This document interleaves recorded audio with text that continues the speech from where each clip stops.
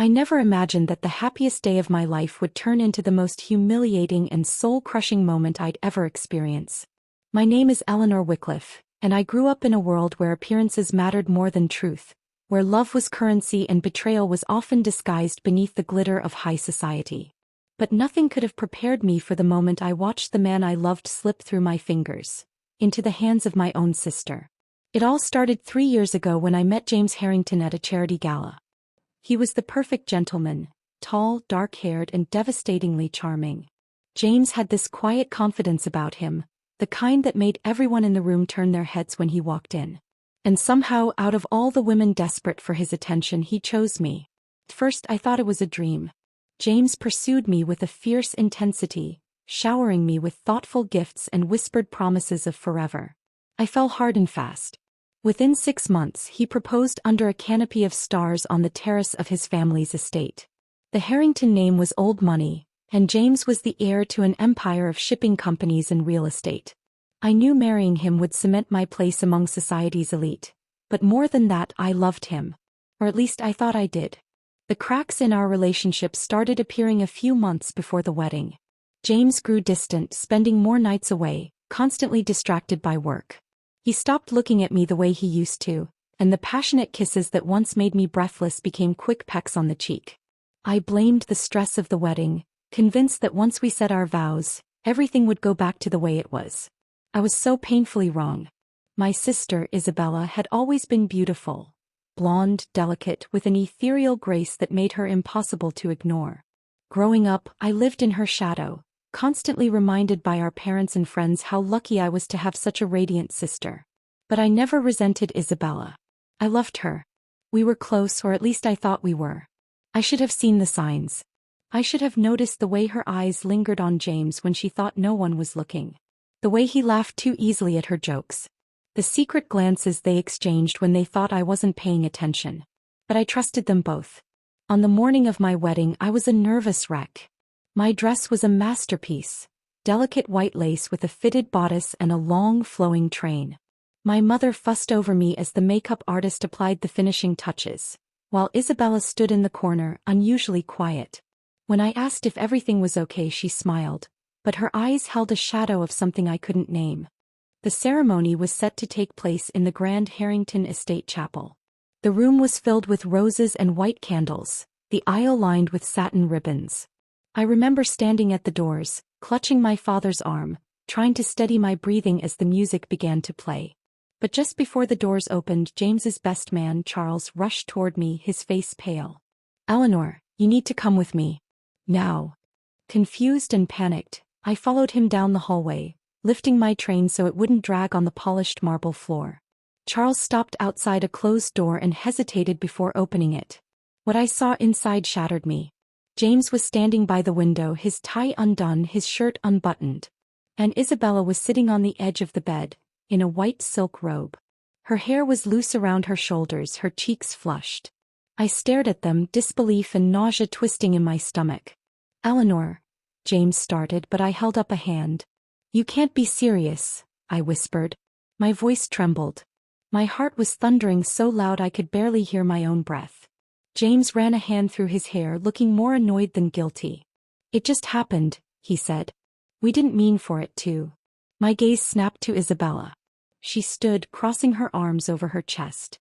"It's not what you think," she said, but her voice was thin, hollow. "Not what I think?" I laughed bitterly. "You're in a robe in my fiancé's room on my wedding day." James stepped forward, his expression hardening. "Look, Eleanor. Maybe this was a mistake. Maybe we rushed into things." My mouth fell open. Are you saying you don't want to marry me?" James hesitated, and that hesitation was answer enough.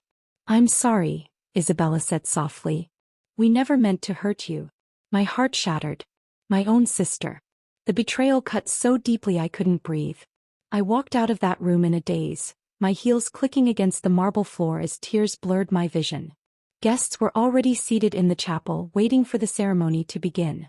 My mother approached me, her smile faltering when she saw my face. "Where's James?" she asked.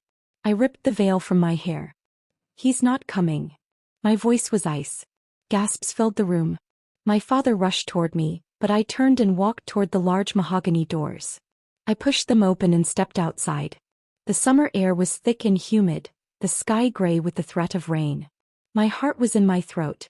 And that's when I saw him. A black Aston Martin was parked at the edge of the driveway. The driver's side door opened and a man stepped out. He was tall, with dark hair and piercing green eyes that seemed to see straight through me. He wore a tailored black suit, the crisp white shirt unbuttoned at the collar. He exuded power, the kind of quiet, effortless dominance that made people stop and stare. "Eleanor," he said, his voice smooth as silk. I froze. Leo. Leo Sinclair was a name whispered in elite circles. A billionaire with a ruthless reputation. He had single-handedly built his fortune from the ground up, cutting deals with kings and prime ministers alike. We had met once before years ago at a gala. He had flirted with me, but back then I had been too caught up with James to notice. "What are you doing here?" I asked, my voice thin. Leo's gaze swept over me, taking in my dress, the disarray of my hair. His eyes darkened. "I heard what happened," he said. "Thought you might need an escape." I crossed my arms over my chest. "Why would you care?" Leo smiled faintly. "Because, Eleanor, James never deserved you." I stared at him, stunned. "Come with me," Leo said, holding out his hand. "Leave all this behind." I hesitated for only a second before stepping toward him. He opened the passenger door and I slid inside. My heart was still racing, but for the first time that day, I felt like I could breathe. As Leo slid behind the wheel, he glanced at me. "Where to?" "Anywhere," I whispered. "As long as it's far from here." Leo's lips curved into a small smile. "That, darling, I can do." The engine roared to life as he pulled onto the road. I didn't look back as the Harrington estate disappeared behind us. Let them talk. Let them whisper. Let them wonder how the broken bride stole the spotlight, with the most powerful man in the city by her side. And this time I wasn't coming back. The world seemed to blur as Leo's Aston Martin sped down the long, winding road away from the Harrington estate. The cool leather of the seat pressed against my back as I stared out the window, watching the manicured hedges and sprawling green lawns disappear behind us. My heart was still hammering in my chest, and the knot of betrayal and humiliation sat heavy in my stomach. James. Isabella. Together. On my wedding day. I squeezed my eyes shut, willing the tears to stop. But no matter how hard I tried, the image of them together, James tie undone, Isabella in her silk robe, flashed in my mind. My sister. The person I trusted most. The person who was supposed to have my back. Leo's voice cut through the fog of my thoughts. "Eleanor." I turned my head toward him. He was watching me, his green eyes steady and sharp even as he navigated the road. "You all right?" I let out a hollow laugh. "No," I admitted. "Not even close." Leo's jaw tightened and his hands flexed on the steering wheel. "Want to talk about it?" A part of me wanted to tell him everything, to scream, to cry, to break down, but I wasn't ready to be that vulnerable. "Not yet. I just need to get away," I said. Leo nodded once and pressed down on the accelerator. "Consider it done." We drove in silence for a while, the hum of the engine filling the space between us. I watched the countryside blur into city streets, tall glass towers rising on the horizon as Leo maneuvered the car through the streets of downtown London. Finally, we pulled up to a sleek, modern building made of glass and steel. The doorman tipped his hat to Leo as he exited the car and walked around to open my door. "Where are we?" I asked. "My penthouse," Leo said. "Come on." I hesitated for only a second before stepping out. My dress was still in perfect condition, but I felt ruined beneath the fabric. Like I was just barely holding myself together. Leo led me through the lobby and into a private elevator. He slid a keycard into the slot and the elevator began to rise. My reflection stared back at me from the polished steel walls. The Eleanor Wycliffe I saw wasn't the same woman who had stood at the doors of that chapel. She was harder now, colder. The elevator doors opened to a massive penthouse with floor-to-ceiling windows overlooking the city. Sleek leather furniture and marble surfaces gleamed beneath the dim lights. It was modern, minimalist, and entirely masculine. Leo walked to the bar and poured 2 glasses of whiskey. He handed one to me. "To surviving betrayal," he said, raising his glass. I hesitated before lifting my glass to his. "To starting over." The whiskey burned as it slid down my throat, but it warmed me from the inside out. Leo sat down on the large sectional, and after a moment I sat beside him. "You want to tell me what happened?" Leo asked after a moment. I stared down at my glass, turning it slowly in my hands. My chest tightened painfully. "James was with my sister," I said quietly. "I walked in on them right before the ceremony." Leo's eyes darkened. His jaw clenched. "I spent years trying to be enough for him," I continued. "I thought if I was more elegant, more refined, more perfect, he would love me the way I loved him. But it was never enough." Leo's hand brushed against mine. "James is a fool." My throat tightened. "And Isabella? I trusted her. We were close." My eyes burned with unshed tears. Or at least I thought we were. Leo's gaze sharpened. "That's not your fault." I sighed. "It doesn't matter anymore. James and Isabella deserve each other." I downed the rest of the whiskey. "I just wish it didn't hurt so much." Leo studied me for a long moment, his green eyes dark and intense. Then he reached over and tucked a loose strand of hair behind my ear. My skin tingled beneath his touch. "You'll get over this," he said softly. "And you'll come out stronger." I shook my head. "How do you know that?" "Because you're not the type of woman who stays down for long." A warmth spread through my chest. Leo's gaze didn't waver, and for the first time that day I didn't feel broken. I felt seen. "Why are you being so nice to me?" I asked. Leo's lips curled into a slight smile. "Because I know what it's like to be betrayed by the people you trust." My brow furrowed. "What happened?" Leo's expression darkened. "That's a story for another day." Silence settled between us. I should have felt uncomfortable sitting in the penthouse of a man I barely knew, but I didn't. Leo was dangerous, powerful, unpredictable. And yet, I felt safe with him. After a moment, Leo stood and held out his hand. "Come on." "Where are we going?" "You need a distraction," he said. "And I know just the place." Leo's idea of a distraction was a private gala in the heart of the city. He had called ahead, securing us a spot at one of the most exclusive events of the season. When we arrived, heads turned. Cameras flashed.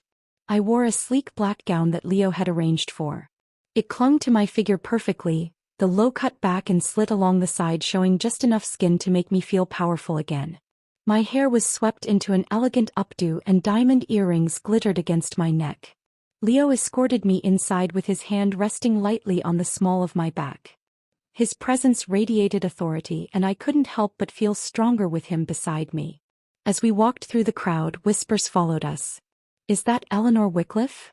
She was supposed to get married today. And who's the man with her?" Leo leaned toward me. "They're watching you." I smiled faintly. "Let them." We were halfway across the ballroom when I saw them, James and Isabella. My heart clenched painfully. James was dressed in a crisp tuxedo, his hand resting possessively on Isabella's waist. Isabella's eyes widened when she saw me with Leo. James's jaw tightened. James stepped toward me. "Eleanor." Leo shifted slightly, placing himself between me and James. His expression was cold and dangerous. "I don't think she's interested in talking to you." James's gaze hardened. "Stay out of this." Leo smiled faintly. "No." James's eyes narrowed. He glanced at me. "Eleanor, this isn't you." "You don't know me," I said coolly. James's mouth twitched. "You don't really think he cares about you, do you?" Leo's hand slid around my waist. "Careful," Leo said in a low, dangerous tone. "You've already lost her. Don't make it worse." James's eyes flashed with something sharp, jealousy, rage. He stepped closer. "James," I said sharply. He stopped. I lifted my chin. "Go back to Isabella. You two deserve each other." James's jaw tightened, but he didn't say anything. Finally, he turned and walked away. I took a deep breath. My heart was racing. My hands were shaking. Leo's hand tightened at my waist. "You okay?" "Yes," I whispered. "Better than I've been in a long time." Leo's gaze softened. "Good." I smiled up at him. And for the first time since that disastrous morning, I felt like I was winning. The night after the gala, I stood barefoot on the balcony of Leo's penthouse, the cool night air brushing against my skin. Below me, the city shimmered with golden lights, a restless ocean of movement and life. My hands rested on the glass railing as I breathed in the crisp air, trying to settle the storm inside me. Behind me, I heard the soft click of the balcony door opening. Leo's presence drifted toward me, steady and grounding. "Can't sleep?" he asked. I shook my head, my eyes still fixed on the skyline. Too much noise in my head. Leo leaned beside me, his arm brushing lightly against mine. His scent, a mix of sandalwood and expensive cologne, wrapped around me. "You handled yourself well tonight," he said after a moment. I scoffed. "I don't feel like I did." Leo turned toward me, his gaze sharp beneath the moonlight. "James didn't get to you. That's what matters." "I don't understand why he's so angry," I murmured. "He betrayed me. He married my sister. And yet it's like he's the one who feels wronged." Leo's lips curled into a faint smile. "Because men like James are possessive. They don't value what they have until someone else wants it." His gaze darkened. "And right now he's realizing what he lost." I turned toward Leo, my eyes searching his face. "And you? Why are you helping me?" Leo's eyes didn't waver. "Because you don't deserve to feel humiliated. And because I like you." My heart stumbled in my chest. His tone was calm, almost casual, but his eyes burned with quiet intensity. "You barely know me," I whispered. Leo's gaze slid down to my mouth, then back up to my eyes. "I know enough." My breath hitched. My skin tingled beneath the weight of his stare. "I don't know what's more dangerous," I said, my voice unsteady. "James, or you." Leo smiled faintly. "Then maybe you should stop overthinking it." My heart raced as Leo's hand brushed against my cheek. His touch was gentle, his thumb tracing the edge of my jaw. My skin ignited beneath his touch. "Leo," I breathed. His eyes darkened. "Tell me to stop," he said. I didn't. Leo leaned down, his lips brushing against mine, soft at first, testing. But when I didn't pull away, his hand slid to the back of my neck, deepening the kiss. His mouth was warm, demanding, and everything in me surrendered to him. My hands found his chest, feeling the hard muscle beneath the smooth fabric of his shirt. He pulled me closer, his body pressed against mine. I melted into him. When Leo finally pulled back, his breath was warm against my cheek. His forehead rested lightly against mine. "Come inside," he said softly. "You need sleep." Reluctantly, I followed him inside. He walked me to the guest room, and before I could close the door, he caught my hand. "Eleanor," he said. I looked up at him. "You're stronger than you think," he said. "Don't let them win." I swallowed hard. "Good night, Leo." Leo's eyes lingered on me for a moment before he finally released my hand and walked away. 3 weeks later. I was stronger. Over the next 3 weeks, Leo was by my side as I pieced my life back together. He introduced me to his circle, powerful CEOs, royalty, socialites, the kind of people James had always tried to impress. Only now, I was no longer James's fiancée. I was Eleanor Wycliffe, independent, untouchable, and very publicly tied to Leo Sinclair. The tabloids ate it up. Wycliffe heiress dumps cheating fiancé, spotted with billionaire Leo Sinclair. From heartbreak to high society, Eleanor Wycliffe's rise after betrayal. James and Isabella were being torn apart in the press. My sister's reputation as society's darling was starting to crack under the weight of the scandal. James had gone underground, avoiding events and press altogether. Good. But my life wasn't just about appearances anymore. Leo encouraged me to focus on my own ambitions. I'd always dreamed of starting my own interior design firm, but I had never dared to take the risk while I was with James.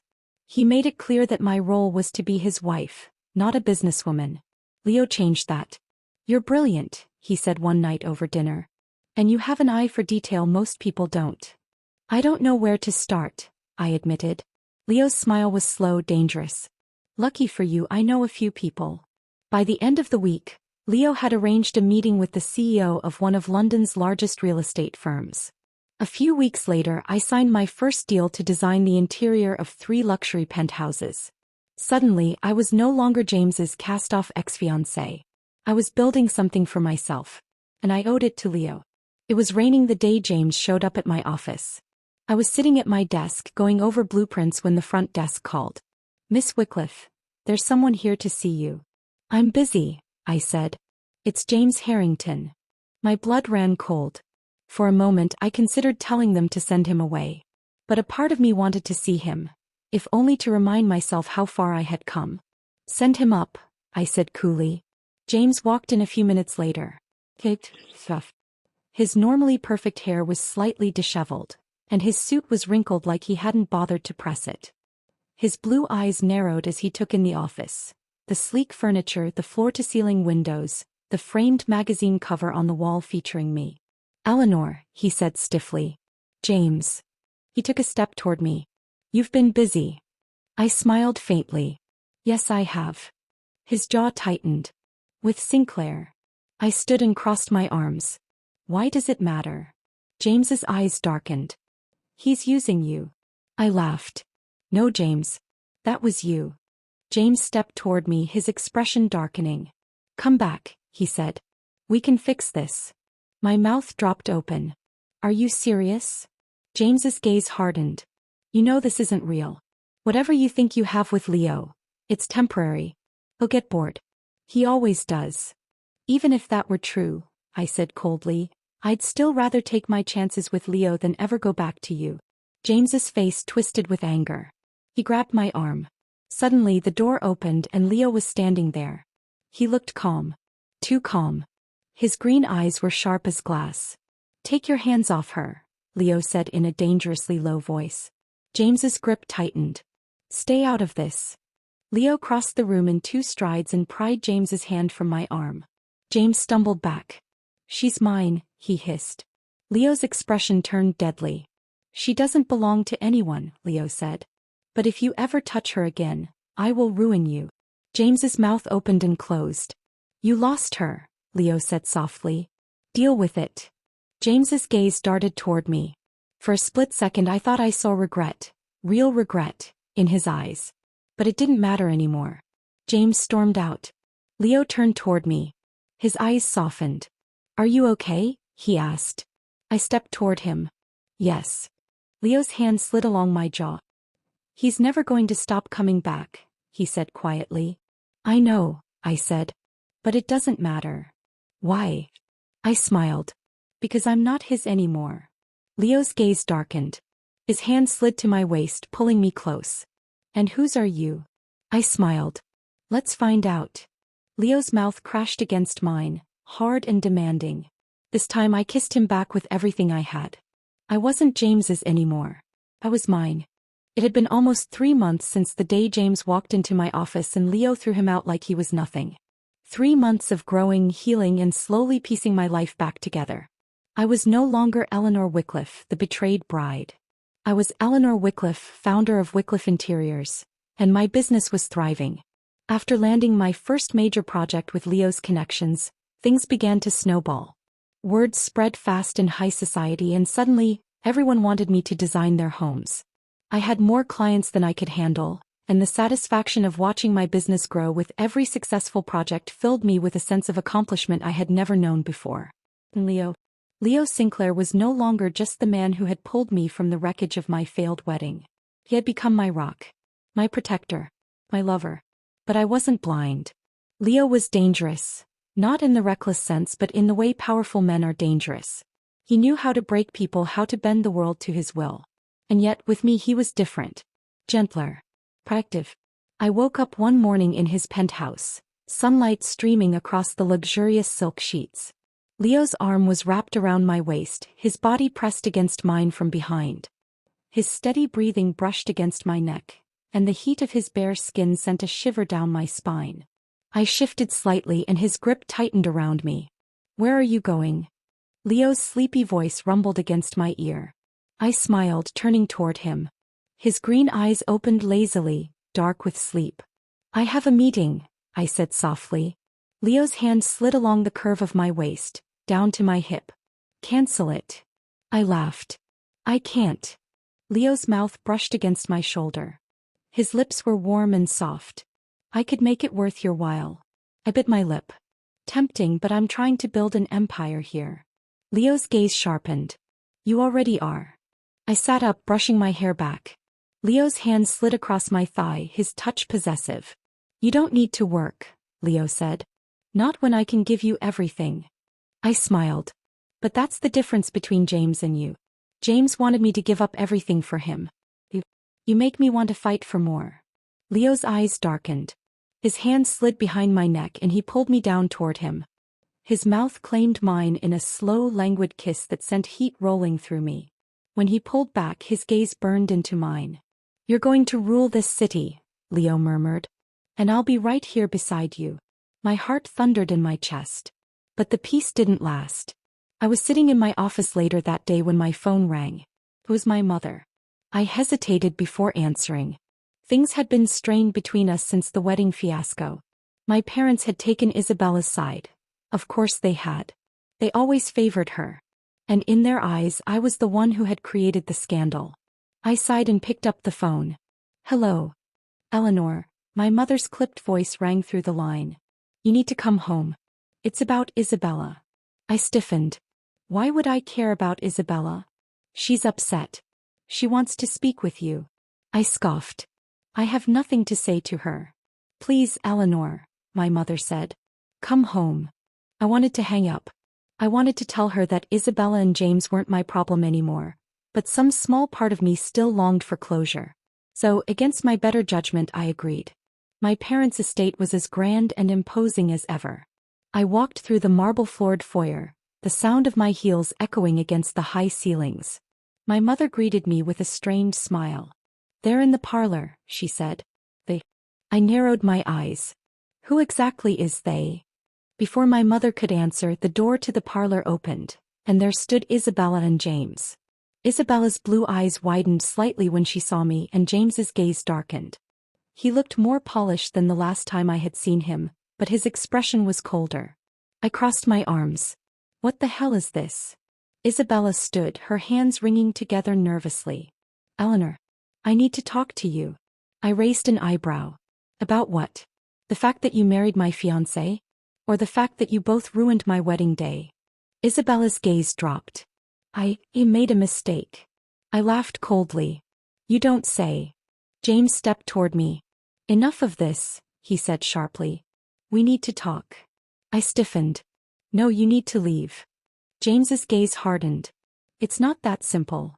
Actually, it is, a smooth voice said from behind me. I turned. Leo stood in the doorway, his hands in the pockets of his black tailored suit. His expression was calm, dangerously calm, but his eyes were sharp with quiet rage. What are you doing here? James demanded. Leo's lips curled faintly. Protecting what's mine. James's eyes flashed. She's not yours. Leo's gaze sharpened. Is that so? He crossed the room in 2 long strides, standing directly in front of James. The difference between them was startling. James looked like a petulant child next to Leo's quiet authority.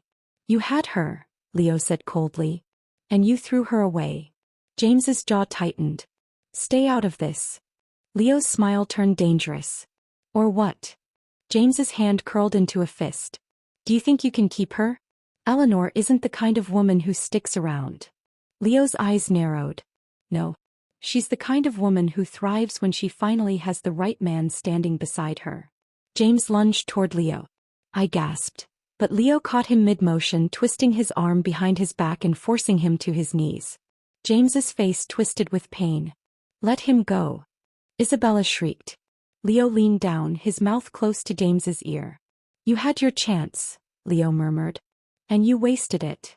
Leo released James, who stumbled to his feet, his face burning with rage and humiliation. This isn't over, James spat. Leo's gaze was ice. Yes, it is. James's eyes flicked toward me, one final desperate plea. Eleanor, you know this isn't real. I smiled faintly. It's more real than you and I ever were. James's mouth tightened. He turned and stalked out of the room. Isabella followed after him, tears shining in her eyes. When they were gone, Leo turned toward me. Are you okay? He asked. I exhaled shakily. Yes. Leo's eyes softened. Good. I stepped toward him. My heart was still racing, but for the first time in months, maybe years, I felt in control. I'm not scared of him anymore, I said softly. Leo smiled. His hand slid around my waist, pulling me flush against him. You shouldn't be, he murmured.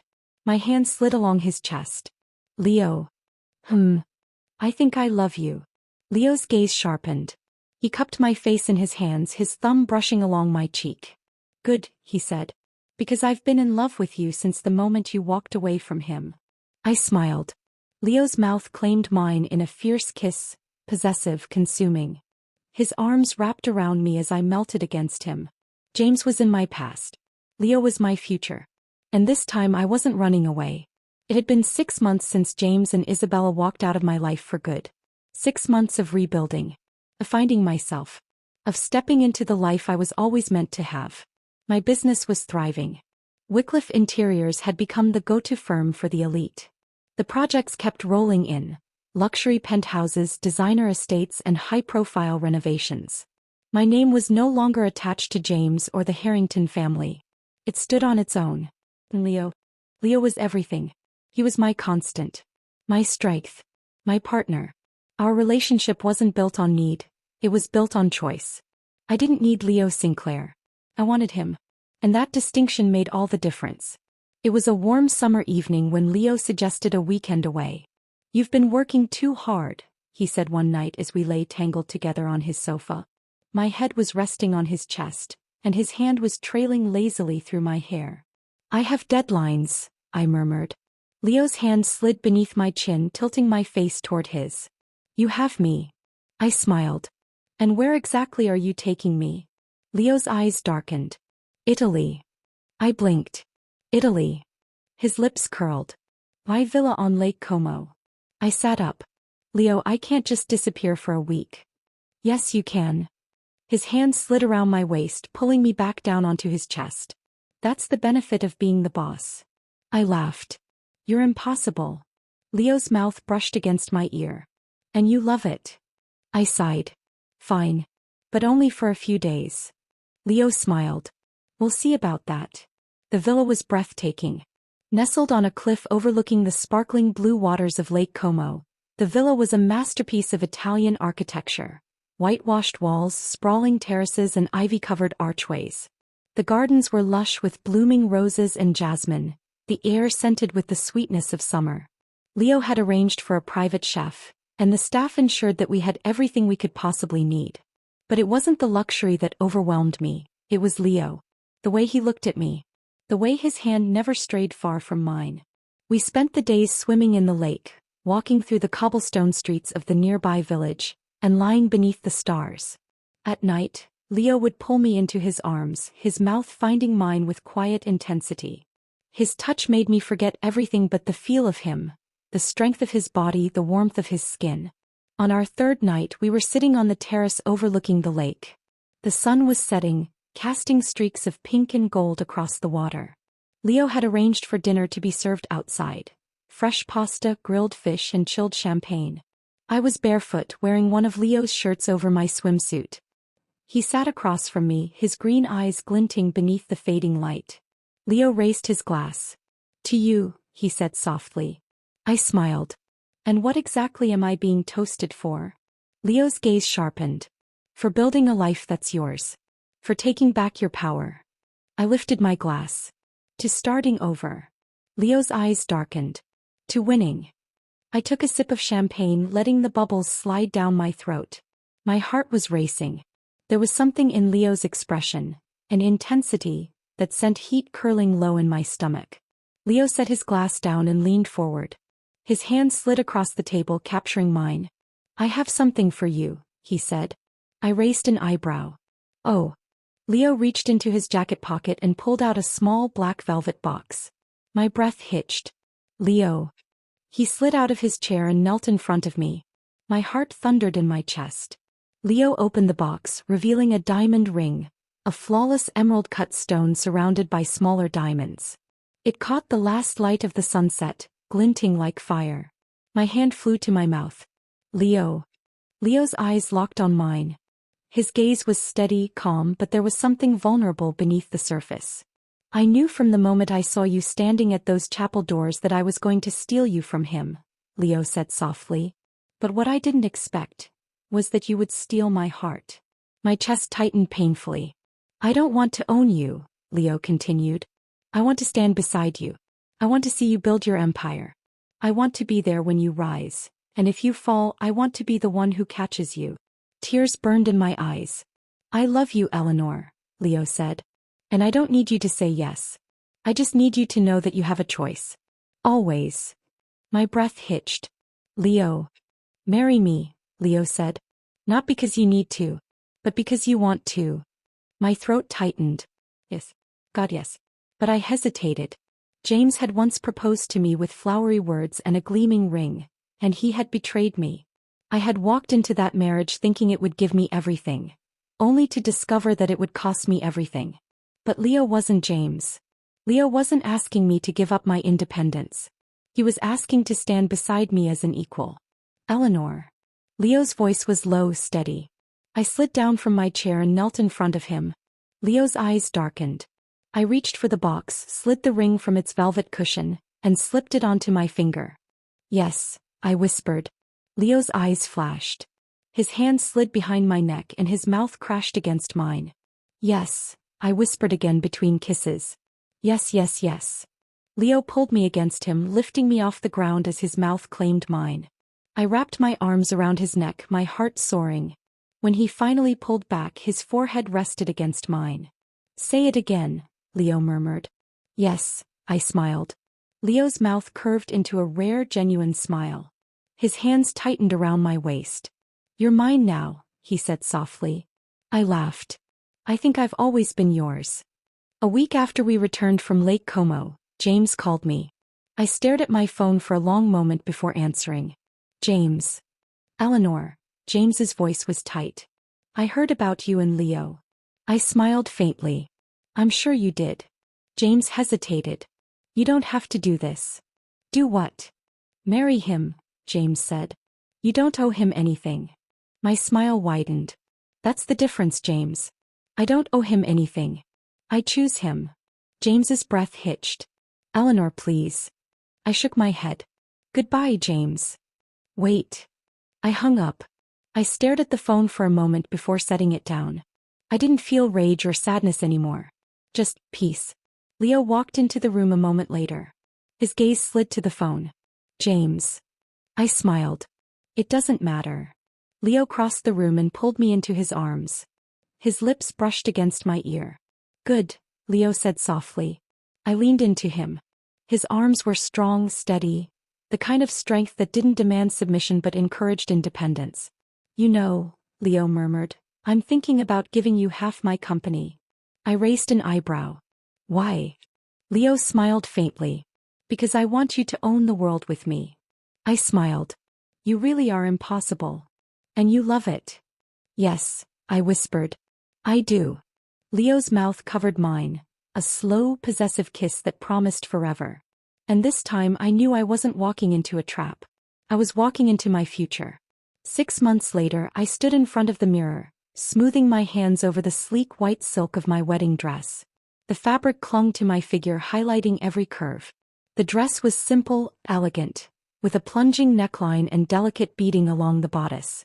A long train swept across the floor behind me, and my hair was styled in soft waves, pinned with a diamond clip that Leo had given me the night before. Behind me, my mother adjusted my veil with trembling hands. You look stunning, she whispered. I smiled faintly. Thank you. My mother met my gaze in the mirror. There was softness in her expression, something hesitant, a quiet sort of guilt. I'm sorry, she said softly. My chest tightened. For what? For not standing by you when James and Isabella betrayed you. Her voice trembled. I should have defended you. But I thought that I was overreacting. I finished. My mother's eyes filled with tears. Yes. I turned toward her. It's in the past now. My mother swallowed hard. You really love him, don't you? I smiled. Yes. And I did. Leo wasn't just a rebound. He wasn't a distraction. He had become my partner, my anchor. He had stood by me when my world was falling apart, and instead of trying to fix me, he gave me the space to rebuild myself. My mother stepped back. He's waiting for you. My heart began to race as I turned toward the door. It wasn't nerves. It wasn't fear. It was anticipation. The ceremony was being held at a private estate in the south of France, an ancient villa nestled against the cliffs overlooking the Mediterranean. The sun was beginning to set, casting streaks of gold and pink across the ocean. Rows of white chairs lined the garden, with roses and ivy curling along the edges of the aisle. Guests were already seated, powerful CEOs, members of royalty, celebrities and socialites, but none of them mattered. Not today. As the music began to play, I stepped through the archway, my heart hammering in my chest. And then I saw him. Leo stood at the end of the aisle, dressed in a black tuxedo. His dark hair was neatly combed back, and his green eyes locked on mine the moment I stepped into view. His expression didn't change, calm, steady, but I saw the slight tightening of his jaw. The way his hand curled into a fist. He wanted me. And now I was his. I walked toward him, the sound of my heels against the stone path echoing through the garden. When I reached him, Leo's hand slid into mine. His grip was strong, steady, grounding. You look. Leo's voice was low, rough. Perfect. I smiled. You're not so bad yourself. The officiant began speaking, but I barely heard the words. My heart was thundering in my chest. My eyes never left Leo's. Do you, Eleanor Wycliffe, take Leo Sinclair to be your lawfully wedded husband? Leo's thumb brushed over my knuckles. I do. And do you, Leo Sinclair, take Eleanor Wycliffe to be your lawfully wedded wife? Leo's gaze darkened. His lips curled faintly. I do. The officiant smiled. You may kiss the bride. Leo didn't hesitate. His hand slid behind my neck and he pulled me toward him, his mouth claiming mine in a kiss that left me breathless. A kiss that left no doubt. Leo Sinclair was mine. And I was his. The reception was held beneath the open sky. White tents lined the cliffside, with glittering chandeliers suspended above the dance floor. Soft music drifted through the warm summer air as the guests laughed and mingled. I sat at the head table with Leo, our hands intertwined beneath the tablecloth. Across the garden, I saw Isabella standing near the edge of the crowd. Her face was pale. James wasn't with her. Leo's gaze followed mine. You want me to make her leave? He asked. I shook my head. No. Leo's brow arched. Are you sure? I smiled faintly. Let her see me happy.